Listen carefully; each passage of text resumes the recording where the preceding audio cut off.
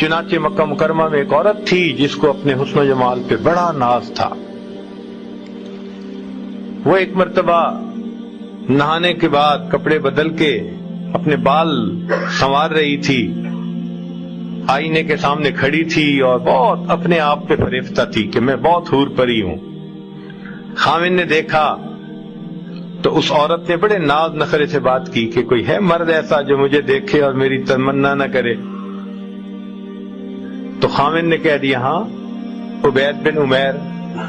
یہ مسجد نبوی میں ایک خطیب تھے، اس زمانے میں عالم تھے جو درس دیتے تھے اور بڑے باخدا بزرگ تھے.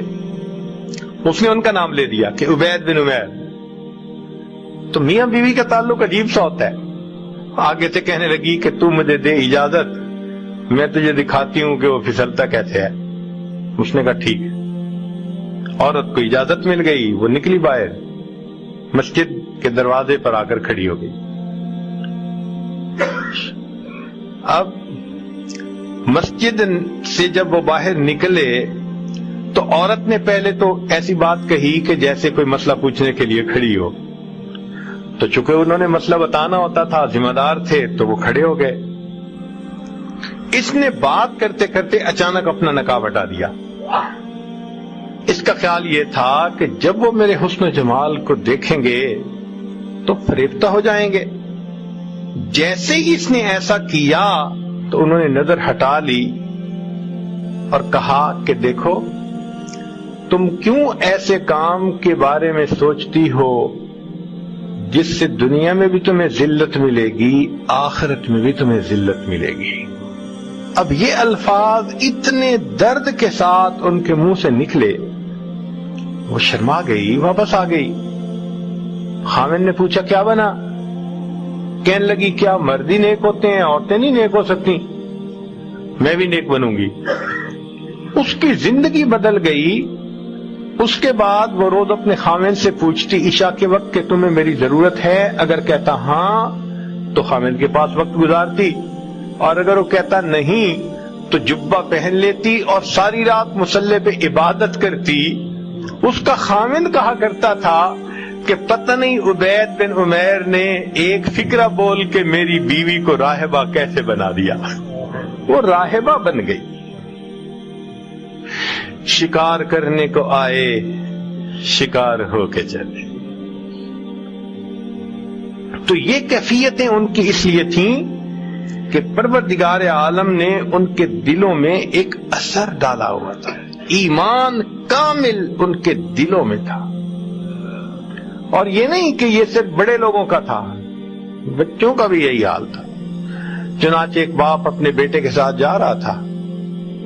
اس نے راستے میں آم کے درخت پودے دیکھے، چھوٹے چھوٹے ہوتے ہیں اور گچھے لگے ہوتے ہیں، پکے ہوئے تھے اور لگ رہے تھے کہ بہت مزے کے ہوں گے.